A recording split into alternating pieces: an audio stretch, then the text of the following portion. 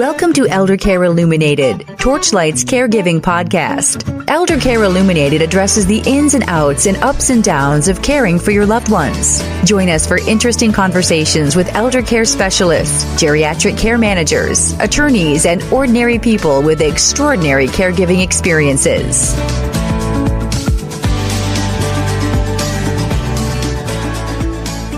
Hey everybody, welcome to the first episode of Eldercare Illuminated, brought to you by Torchlight. Eldercare Illuminated is the podcast that empowers family caregivers as they overcome obstacles and navigate the complexities of caring for an ill or aging loved one.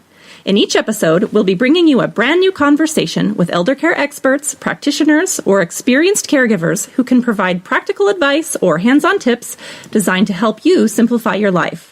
I'm today's host, Stephanie Boucher, and we're going to kick things off by speaking with Torchlight's own Lenore Tracey. Lenore is not only the Eldercare Practice Leader here at Torchlight, but she's also been a caregiver for multiple loved ones multiple times throughout her life. In this episode, we'll discuss the different housing options available for older adults, including some you might not already be aware of, as well as how they work, what they cost, and how you can help your loved one decide which type of living arrangement is going to work best for him or her at this particular time. Now, after you've listened to this podcast, you can get more information about this topic if you're a current Torchlight user by logging into your account, clicking the eGuides tab on your navigation bar, and scrolling down the page to the housing category. There, you'll find a list of guides that touch on everything from helping your loved one move, to arranging for home care, to choosing the right nursing home. So, without further ado, let's get started. Lenore, welcome. I'm so happy to have you join us on our very first podcast. Thank you so much for taking time out of your busy schedule to join us today. I'm happy to be here, Stephanie, and help launch Torchlight's first podcast. We're very excited. For those of you who are not familiar with Lenore Tracey, maybe you haven't joined in on one of our Eldercare Survival Kit webinars. Lenore is our Eldercare Practice Leader here at Torchlight, and she also has quite an extensive caregiving background of her own. Maybe you could tell us a little bit about that. I'd be happy to.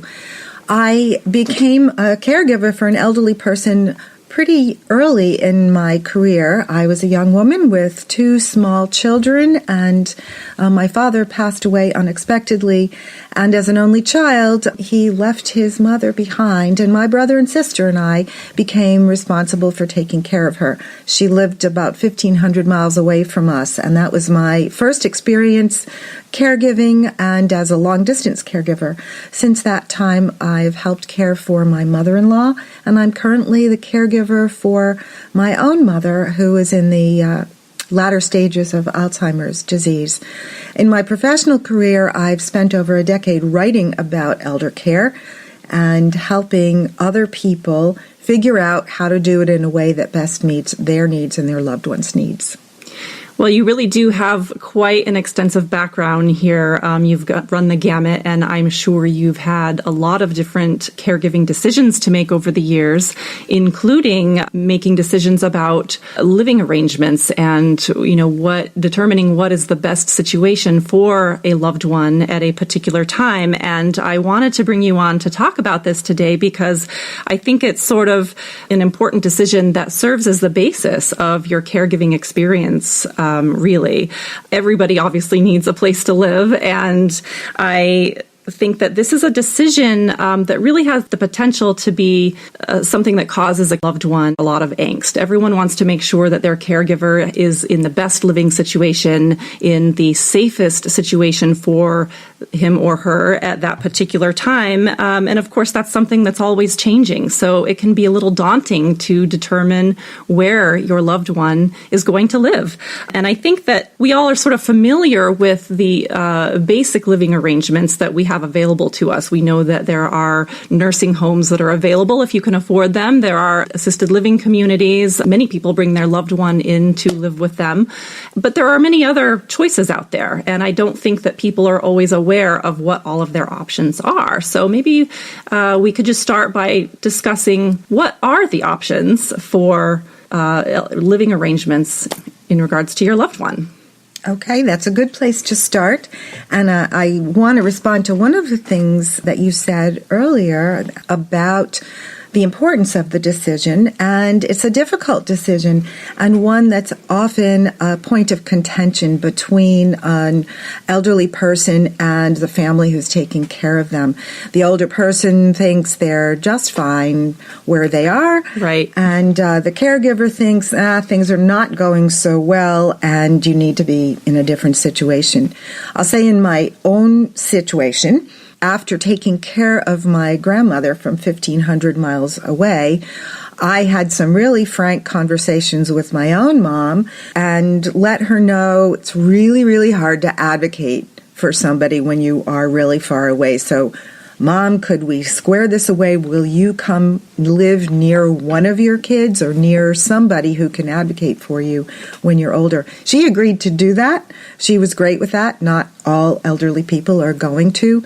But I think the main point is start talking about it early. Yeah, absolutely. Yeah. I know that that's been a real big issue in my family as well. When my mother and her siblings were caring for my grandparents, one of whom had Alzheimer's disease and the other who did not, but he was having his own set of health issues. It was very much like what you were describing. They wanted to stay in their own home, and my grandfather in particular was very, very resistant to receiving help. Yet everyone knew that things weren't going well in the home. So the disagreements people can have with their loved one as they navigate this process is a huge issue. It is. So let's assume that you're more or less on the same page with your loved one and talk about what some of the options are. So Stephanie mentioned some of the more common ones, like assisted living and a nursing home, which a nursing home is only appropriate if you need a significant amount of care. But there are a lot of other options that people don't always think of. For example, there is adult foster care.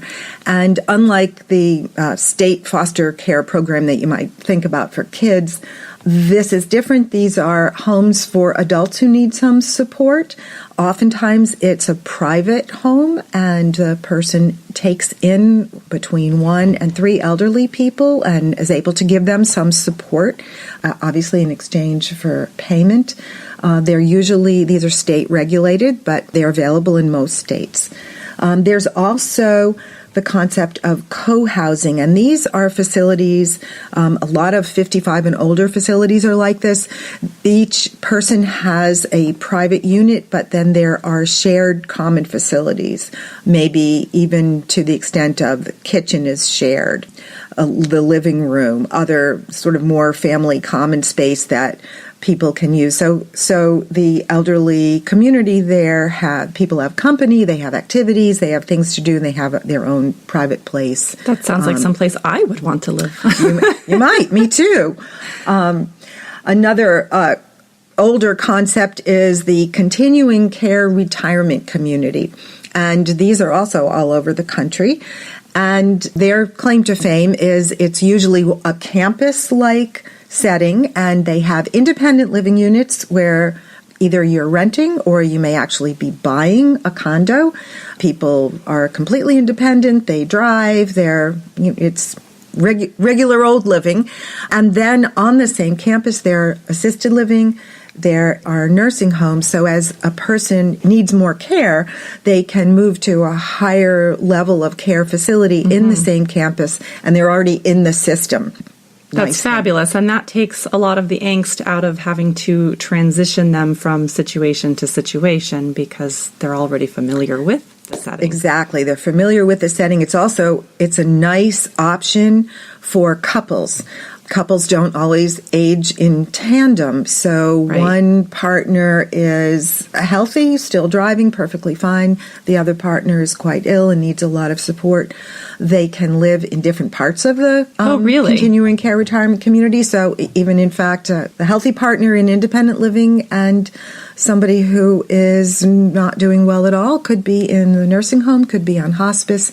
and they can see each other. So they get what they need individually, but they still have access to one another. Yeah, and they're in more or less familiar territory with each other. There is a relatively new option, which I absolutely love, but my children might be horrified to hear. They're called eco housing, elder cottage housing opportunities. But I like the term granny pods. So these are prefab units, usually 300 to maybe at the outside 800 square feet. I think I've seen pictures of these. These are wonderful, actually. Yeah, and they're plopped down in the backyard of your child from the elder person's perspective. And so you've got your own space, but you're there with your family member. And some of them are actually quite swanky, if I they're seen beautiful. Right from the pictures. They're beautiful little structures. You need to hook up to, electric and plumbing, and there you go. Not quite as swanky. There are group homes, similar to adult foster care, but these are not living in someone's private home, but these are homes as supportive living, usually sometimes they're an older house, sometimes they're newer, and a group of older people are living there with some support and some administration taking care of the facility itself. There's home sharing, and I say that in distinction from moving your loved one into your own house. Home sharing, your loved one stays in her own home and she gets roommates. Oh. Yeah, so she either is renting out a room, maybe to a college student, maybe she's taking rent for that, or maybe she's giving that room to a college student or someone else who's going to mow the lawn, maybe do the grocery shopping for her, or do some help around the house that he or she isn't able to do anymore, and she's got a little company at night. I like that. Yeah, it's a little bit like living in your 20s, but on the other side of the spectrum. Back when you had roommates. Back when you had roommates. So that's another option, and I think those are some of the options that our listeners might not have heard of. I'll just give a quick nod to respite care, which is it's a very short-term housing option for you. Either have your loved one living with you, or they're living in a facility and you want to go on vacation, or you're just fried. And respite care is available and sometimes even covered under hospice. It's covered, and your loved one can go somewhere for a week so you can get away, or some other arrangement that gives you the opportunity to get a break.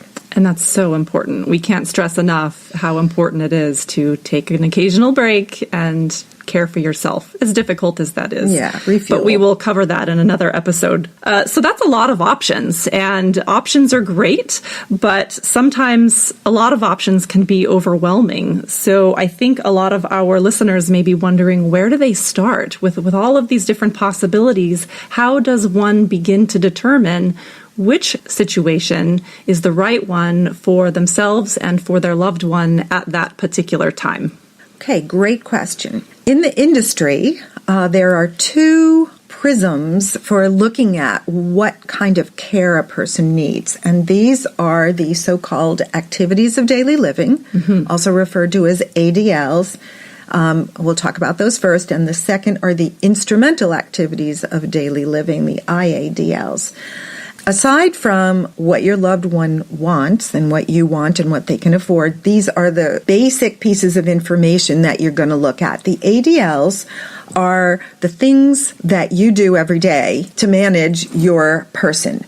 Bathing and showering, dressing, grooming, brushing your teeth, dealing with your hair, mobility, and that means how you get around, whether you use a walker or you're completely independent or you're wheelchair bound, but you can manage transferring bed to wheelchair wherever.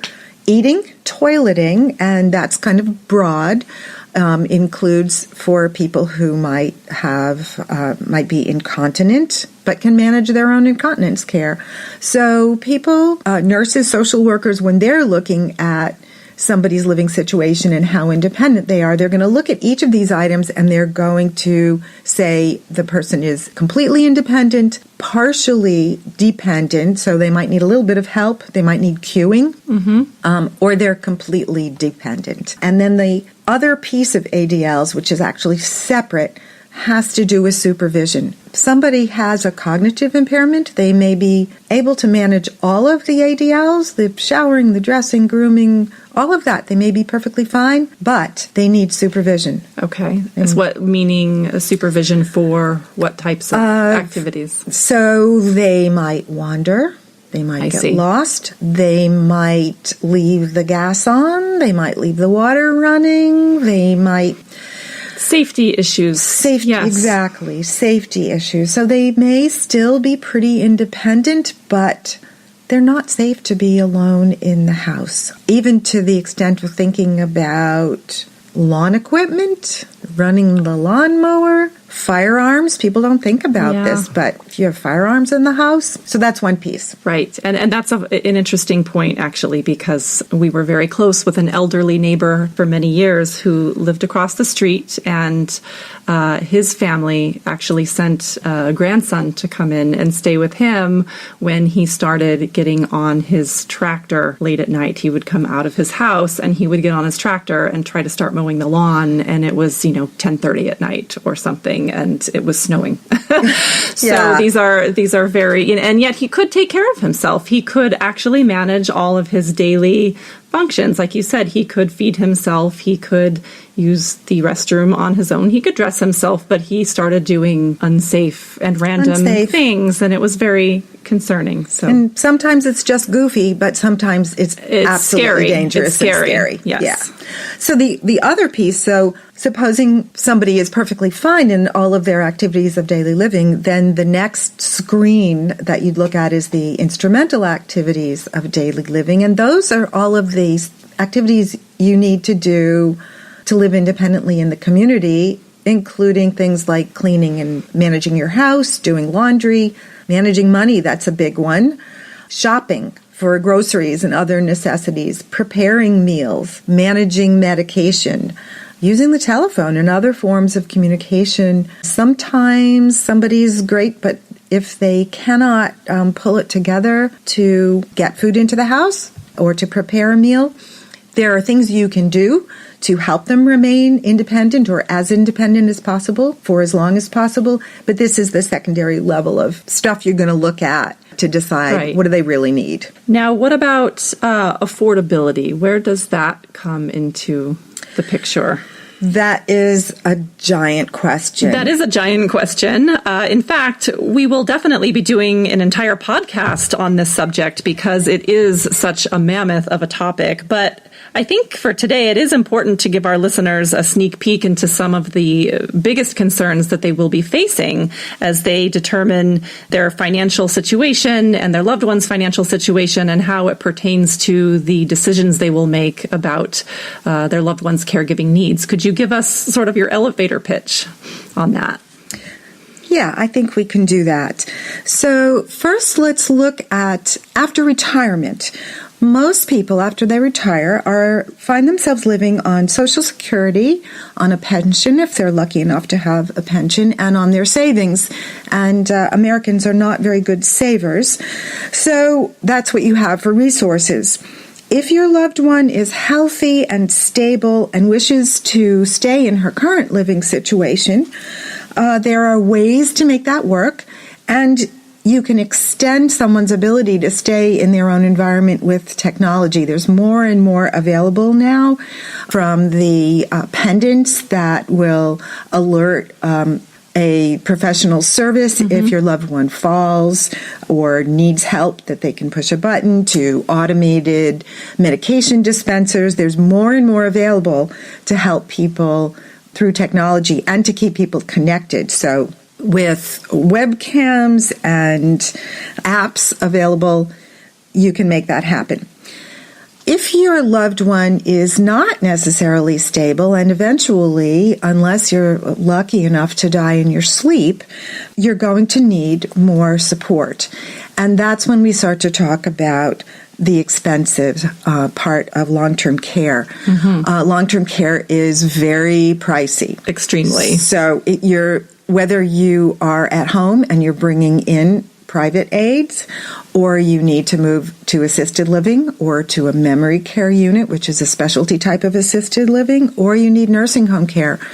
We're talking, let's see, it's 2017 now, probably here in Massachusetts, assisted living, I'm going to give a very broad range, might be between $5,500, $6,000 to $8,000 a month.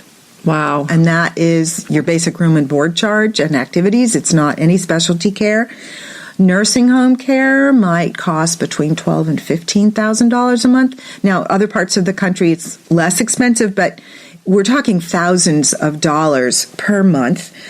And many, if not most people, are unable to afford that on their Social Security pension and their savings. Because again, this is all out of pocket. This is out of pocket. Long-term care is paid for by the individual. The only insurance that's designed to pay for it is long-term care insurance, which was not made broadly available and not really well accepted in the market. If your loved one has long-term care insurance, they will have some coverage for nursing home care or in-home care. And we'll go into that in another podcast. Otherwise, you're paying out of pocket, or if your loved one has very few resources, might be eligible for Medicaid if they need nursing home level of care and if they have a very low income and almost no resources.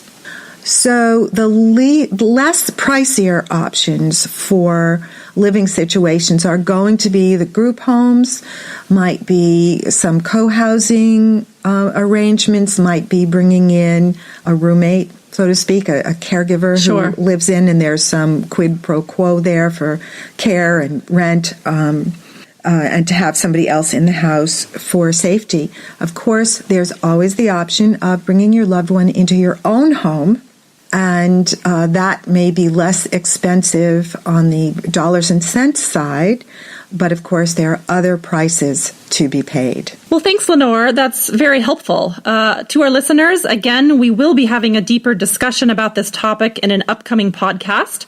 But if you'd like more information in the meantime, be sure to log into your Torchlight Elder account, go to the eGuides tab on your navigation bar, and scroll down to the Finances and Financial Planning category.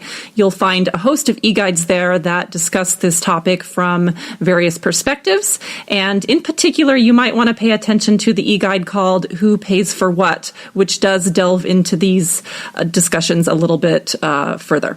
My mom lived in assisted living for quite a while, and that worked out really, really well until it didn't work out really, really well. It always works out well until it doesn't. She requires nursing home level care at this point, and I'm lucky enough to be able to bring her home. So I'm going to say some really obvious things here. Sure. You lose your privacy, for one thing. We have some private aides that come in and help, but that means I have people coming in and out of my house. I'm also lucky my kids are grown and out of the house, so I'm not managing little ones or teenagers and having an elderly person because that's an entirely different dynamic. We have many listeners who are part of the sandwich generation, so they're caring for their children at the same time they are bringing a loved one into their home or otherwise to care for them. And that's a tense situation. Sure. So a lot of things to think about. Do you have the physical space? Do you have a place where you can escape to get some quiet and to be by yourself? How are you going to manage your marriage? Absolutely. Yeah. Because what if your spouse is not on board with bringing your loved one into the home, or vice versa? Or vice versa. Boy, you have to be on board. But even I am blessed with having a wonderful husband who is willing to do this. But that's not to say I don't owe him big time. I mean, the tab, I'm running with him. I don't know how I'll ever pay it back. Sure. And what would you say are there ground rules to be set before the loved one moves in, such as, what your spouse will be responsible for, what they will not be responsible for, how much of the caregiving load should they share in, or how do you work to solidify who does what and how that's going to work so that you're both comfortable with the decision? Yeah, that is a really, really good point. And I think if I were going to say something throughout this podcast, it's you've all got to do a lot of talking. You've got to settle who's going to do what. How are you going to handle an emergency? If you are still raising children and you have kids in your house, how are you going to deal with, and your loved one is not in nursing home level care. She's come to live with you to be closer. She's got some issues, but she's mostly independent. Who gets to tell the children what to do? You've got to set rules with among all of you. Meaning the loved one, does the loved one have authority over exactly your children in terms of rule setting? And can you see that fight? I mean, I can. My mom, grandma will not let me do X. Exactly. Yes. And so a lot of power struggles could happen. So you've really got to try to sort that out ahead of time. And even if you sort it out ahead of time, there's going to be bumps. Absolutely. The other issue I foresee there in many cases is how much caregiving responsibility does the child or grandchild then take on if you still have children in the home? Is that teen or that child, do they have certain caregiving responsibilities as well? And which they very well could. Plus, you're going to introduce all kinds of, questions that your children are now going to be learning some new stuff, great stuff about. Great life lessons. Great life lessons, but also maybe some surprising ones at the same time. So to sort of recap all of that, correct me if I'm wrong, I think what you're saying is to really be frank with everyone. Everyone should be honest and open upfront right in the beginning about what is expected, what people's expectations are, who's going to be doing what. As much as possible, we know that things never go according to plan, but some preparation in advance is probably a good thing. Preparation in advance and the willingness to pivot. Mm-hmm. Things take a left turn where you didn't expect them to. And also not to get all touchy-feely, but you got to agree to understand that there's going to be some bad moments and you're going to have to forgive each other. You're both, in my household, we try to have the rule that only one person can be cranky or depressed at the same time. I mean, you can't be at the same time, only one person at a time. I would love to learn more how you manage that. Well, sometimes we don't manage it, and both people get out of bed on the wrong side, and you're both cranky and you're both crabby, and you say the things you didn't mean to say. You got to come back round and realize, that was the kind of day it was. Is it okay to be frank with your loved one? I think so many people feel nervous about being honest if they feel overwhelmed or if they feel like, I don't want to have to be responsible for this, or I need to be able to go out and do something on my own today and somebody else is coming to care for you. I think people feel afraid because they don't want to hurt their loved one's feelings, or they have a sense of caregiver's guilt. Is it okay for them to just be honest with their loved one, and how do they do that? I think not only is it okay, it's absolutely a requirement. Otherwise, you're going to drive each other nuts. Sure. Quickly. Every family has its own dynamics, and that's a whole nother podcast. How families make decisions, how people talk to each other. You've got to the extent possible, be frank and try and understand and get your loved one to understand that you're going to need some space, that your husband's not going to tolerate X, Y, or Z, and that you're all going to have to cut each other some slack, and you're going to have a sense of humor. Absolutely. Sense of humor is always important in any difficult situation.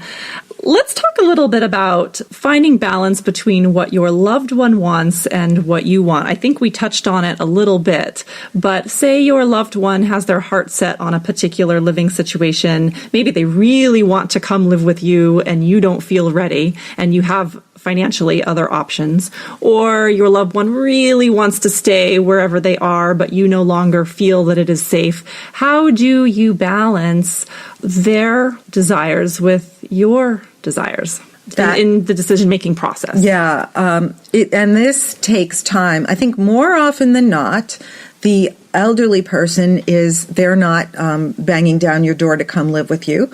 More often than not, they want to stay right where they are. They want to stay in their home. They think they're fine.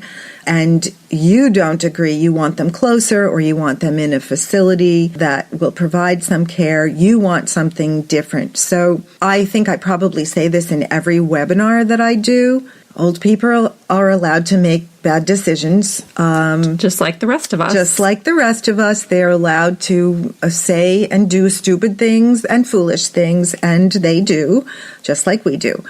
When it's a situation where there's danger, then you're in a whole different category. So it's going to be a negotiation. They want something that you don't think is a good idea. Well, as long as it's not a totally dangerous situation, you're going to have to let it be. You're going to have to negotiate, or you're going to go baby steps. What would that look like? A baby step would look, all right, well, I can tell from looking in the refrigerator that you are living on cookies and ice cream and Coke. Could I please have Meals on Wheels come and deliver you one meal a day?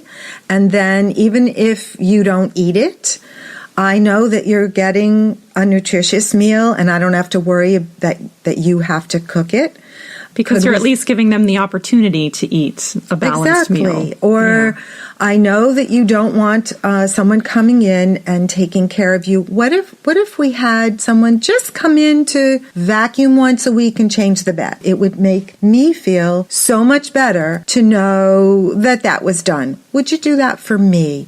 And sometimes our parents, grandparents, whatever, they'll do something for us that they wouldn't do for themselves. So use it. Okay. Go ahead and use it. Well, that sounds like an interesting way to go. Definitely more effective than springing a huge life change on them all at once. Which you can't do. You cannot do. It's going to terrify your poor loved one.